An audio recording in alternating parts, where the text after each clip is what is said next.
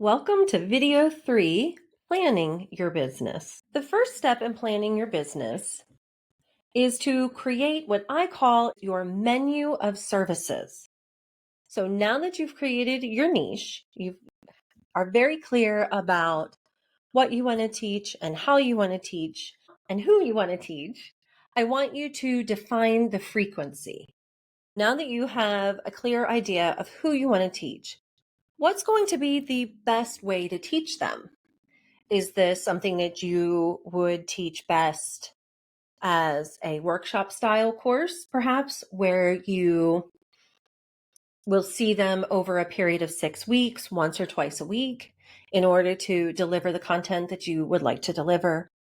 Is this something that would be ongoing throughout the entire school year, perhaps like a level 1 or level 2 or level 3 course of an area of study? Is this like a book study, perhaps? That would be something that you would do over a 3 or 4 week span. So now that you have an idea of the who, what, when, where, how that you want to be teaching, start thinking about what would be the best way to deliver that instruction and the frequency of it. So for example, if you want to work with the littles, then perhaps 45 minutes, 30 to 45 minutes twice a week would be better than trying to see them for an hour at a time on Zoom or an hour and a half on Zoom.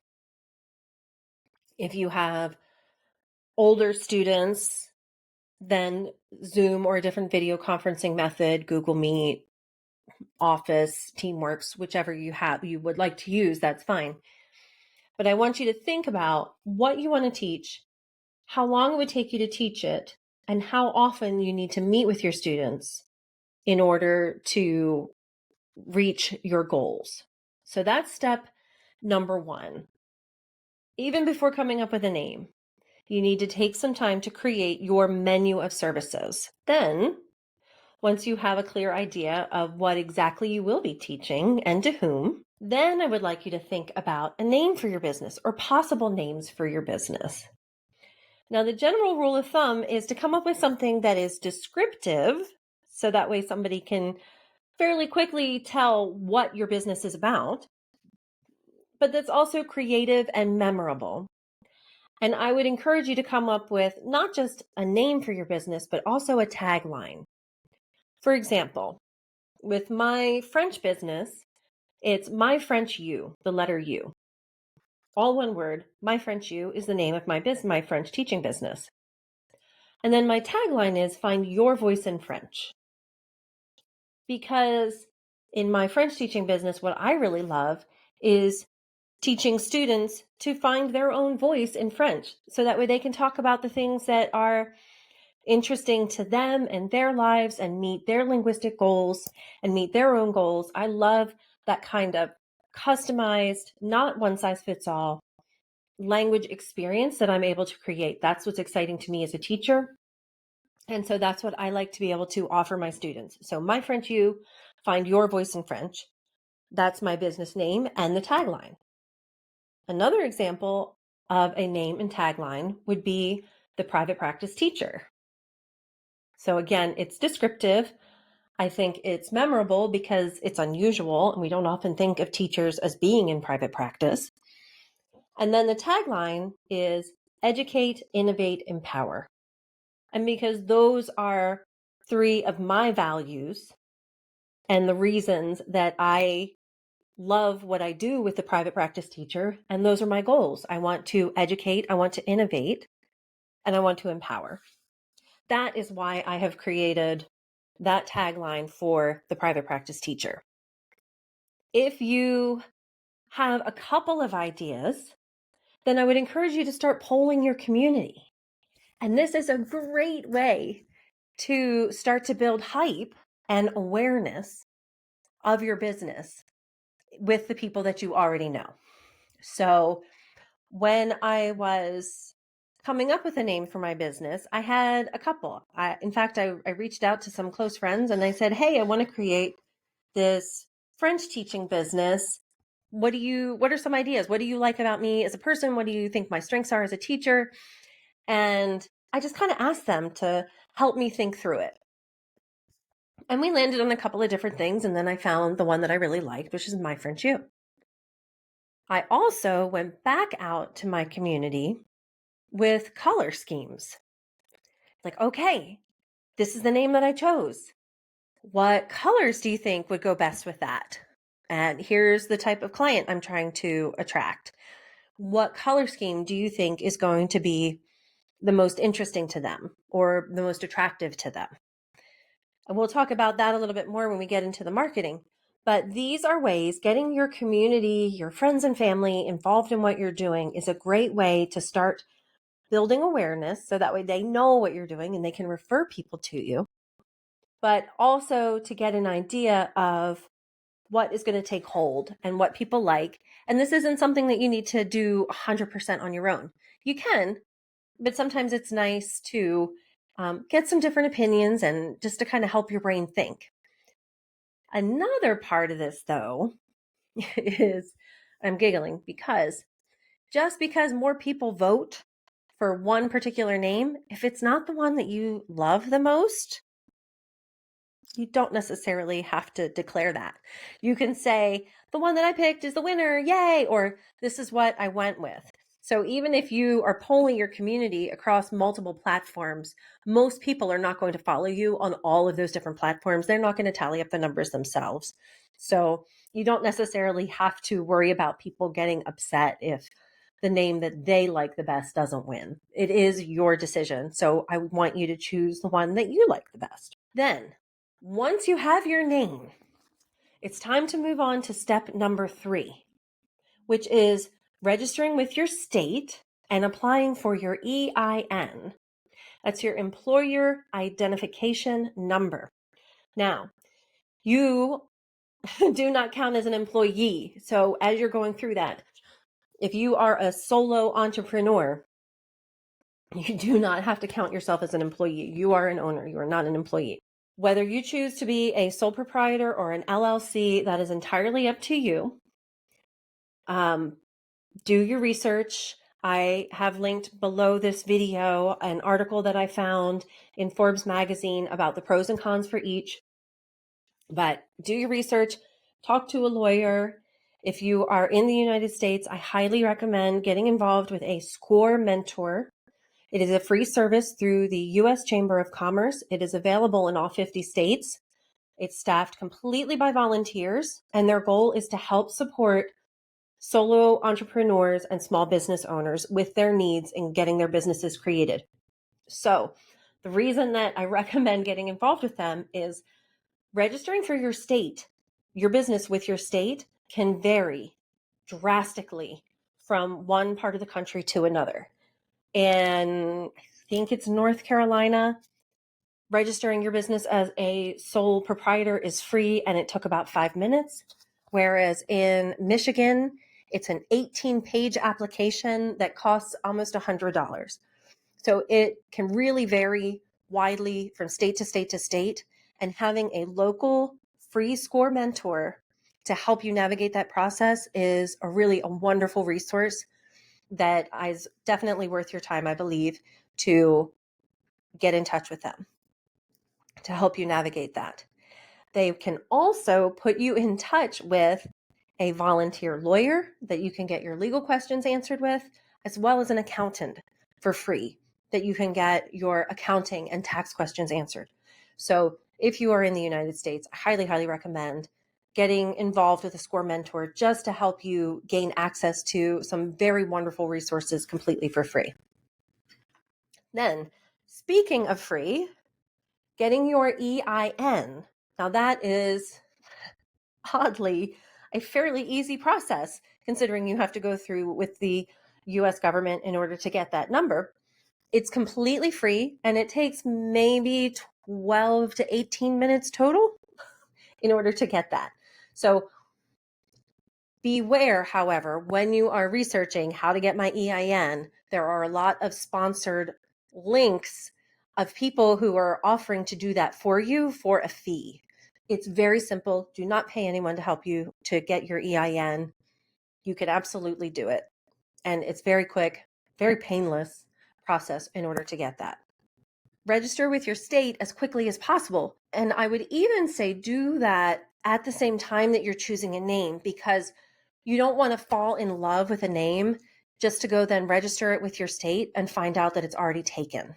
So I would Google the name, find your state's website for registering a small business, check in there.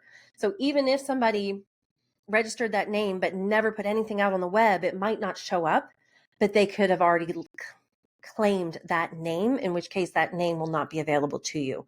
So I would Google it, do an internet search to see if that name is available. What comes up when you search it?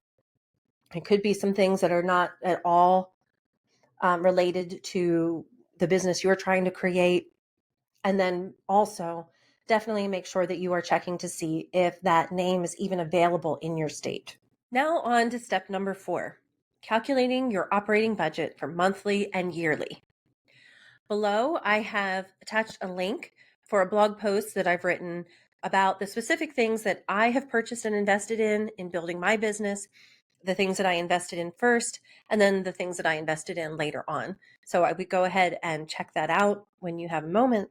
But here are a few of the things that I do think it's worth investing in your business, not necessarily right away, but when you can afford to do so, I think these are worthwhile investments. I do think it is worth having a website. No, I do not recommend having somebody else build it for you. I don't think that it's necessary. You can, but I've not seen there be any huge difference in how successful a business is based on how beautiful the website is. I think that you can make on your own a very clean, aesthetically pleasing, functional website just using Wix. That's the current website builder that I recommend teachers use. I have been looking into Card, I've been looking into Showit, but right now, Wix is the one that is my preferred that I'm recommending. I am not an affiliate. I get no money, no matter which one you choose, but that's the one that I am currently using myself for my business and recommending that the teachers I work with go with. You can use the free Wix as you're getting started, but I do think it's worth purchasing your domain when you can afford to do so. So, for instance, the domain for my French business, My French U, is myfrenchu.org. Between .org and .com, again, I haven't seen a lot of a difference. When I first started, I went with .org because I thought that it would help prospective students to have more confidence in my business as an educational institution more than a commercial business. So I decided to go with .org. But that's purely a preference, and that's entirely up to you. Next would be deciding your video conferencing. So if you are going to see students online, then I recommend investing in some video conferencing. Zoom, you can pay for. There's a free version. I think at the time of this recording, you get 40 minutes with 2 participants. So you, the host, and one other person, 40-minute long meetings. So if you're working with littles and you only see them for 30 minutes at a time, then that may be a great option. Google Meet also has a very robust free version. But if you would like to have some more of the options that the paid versions offer, then that may be worth investing in at some point down the road. Next would be your accounting software, I would say scheduling software, and then any continuing ed or coaching that also needs to be calculated into your budget. Once you have your operating budget finalized, or at least a good version of it to get started, then I want you to really put some thought into creating what we call an ICA, or an ideal client avatar. And this will be very important as we move into the marketing section, which will be coming up very soon. But this is also important as you make the next decisions in planning your business. So with your ideal client, I want you to get to know this person, this imaginary person, as deeply as you possibly can. Get to know as much about them as you possibly can. Now, you can base this off of someone you know, or students that you've worked with in the past, families that you've worked with in the past that really do exemplify your ideal student or the ideal people that you would like to work with, and give them a name. As silly as it sounds, give them a name and get really clear on who they are, what they like, what they don't like, what their interests are, where they go on vacation, what their socioeconomic status is, how many kids they have. Make them as real as possible. And I would say limit yourself to 1 is ideal, 2, I wouldn't do more than 2. And this will be very important moving forward because you need to know who you're talking to. And this is almost counterintuitive. When it comes to marketing, if you cast too wide of a net, your message won't land with anyone. It will be too vague, it will be too broad, and it's not going to connect with anyone. But if you get super, super specific and really narrow your messaging down to just 1 or 2 really specific individuals, then anybody who shares traits with them will also resonate with your messaging. And so as you are building out the rest of your business, you want to make sure that what you're creating is going to speak to your ideal client, the people that you most want to work with. So that's why I really believe it's worth the time and effort and energy to get really clear on describing and making as real as possible these people that you're going to be talking to. And it also makes it a lot easier when you're doing your social media content and you're showing up on videos and you're creating marketing content to be feeling like you're talking to someone that you know, as opposed to just, like giving a presentation to a group of strangers. That can be very nerve-wracking, but it's also unnecessarily uncomfortable and it's not really going to work. So take some time here. This, I find, is a step that a lot of people just like to skip. Now, step 6. Okay. And I kind of alluded to this earlier when I talked about polling your community, is creating your brand kit. So it's time for branding. You have your name, you have registered it with the state, you know who your ideal clients are, and it's time to start creating a brand. So personally, I love to do this in Canva, and then I cross-reference the fonts with whatever website builder I'm going to be using, because not all of the fonts that are available in Canva are also available in Google Docs, are also available in Wix. And for branding, you want it to be cohesive. So cohesive branding helps to build confidence in your business. It helps it to look more professional, and that higher level of professionalism results in higher confidence in you as a professional.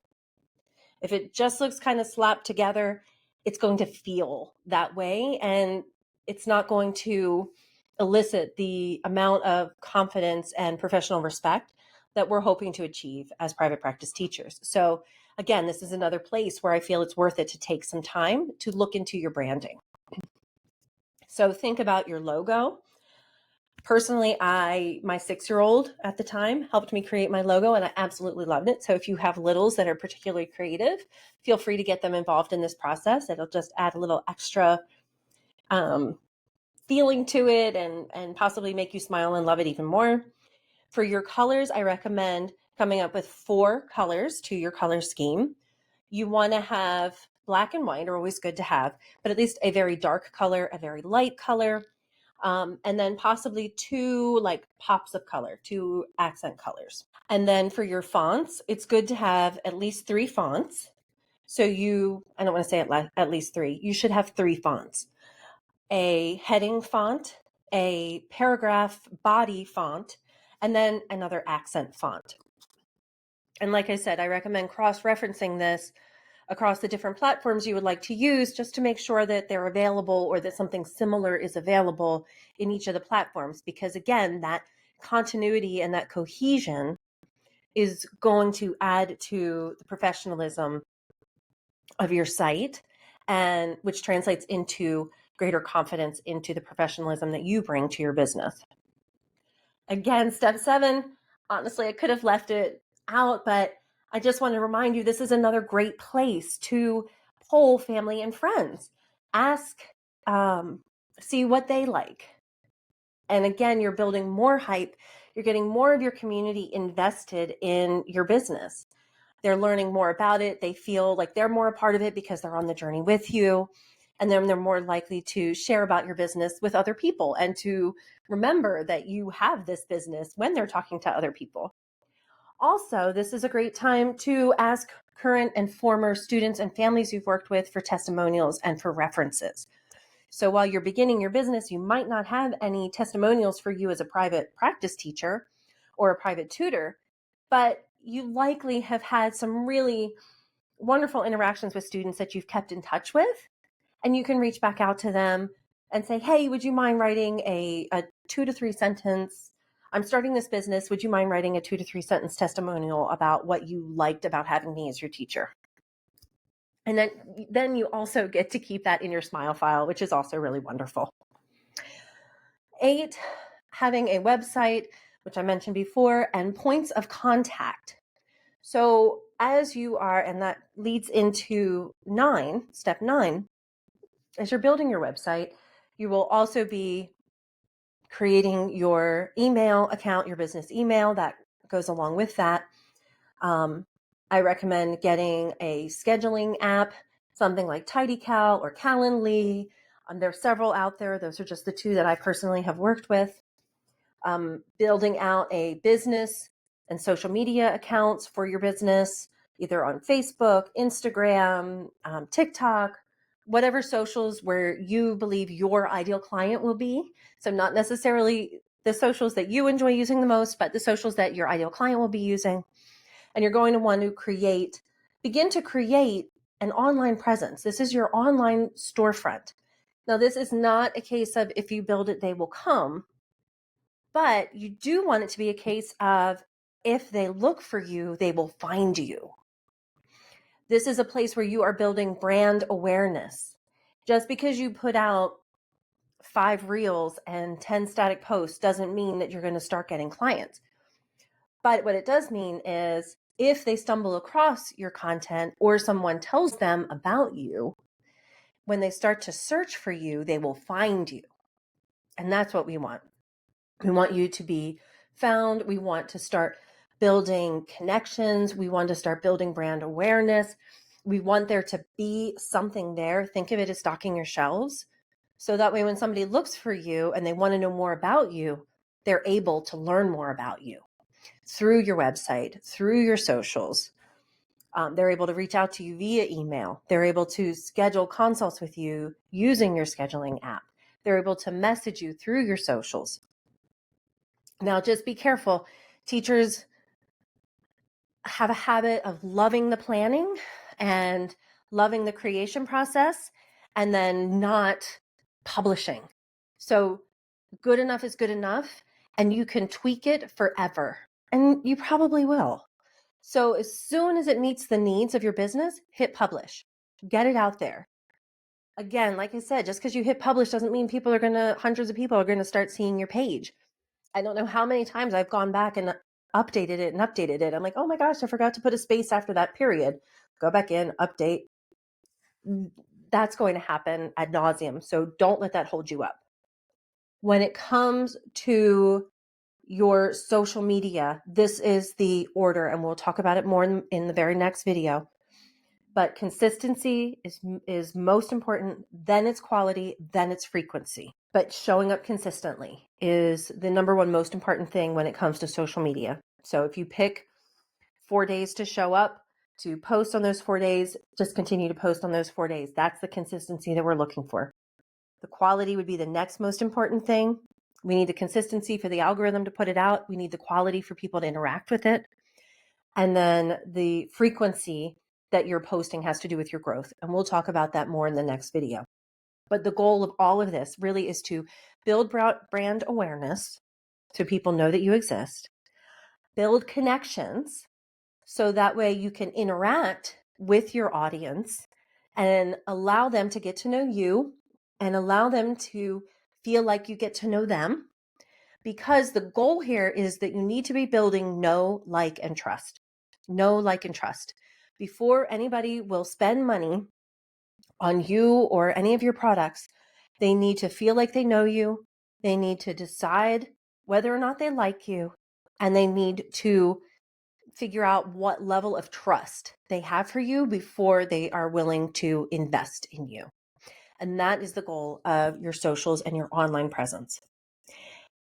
Finally, your accounting. So once, and some states take forever with this and getting you your DBA, but once you have your DBA or fictitious name, DBA means doing business as, and your EIN or your fictitious name, once you have that from the state that it's registered, you are now ready to open a business account.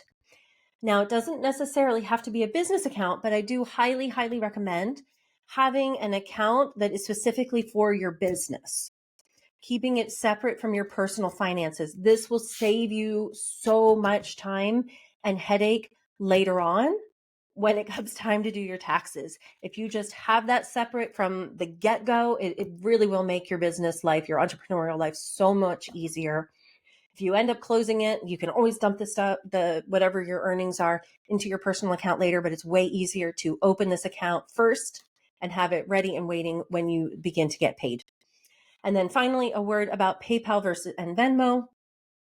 Personally, I do not love using PayPal or Venmo for receiving payments from my students. I have in the past, but it's not my preferred. Even when I am able to have it set up to my personal, I like using it to pay my babysitters. I like using it when I go to fairs and markets as a payment method, but I do not like it to receive payment from my own clients.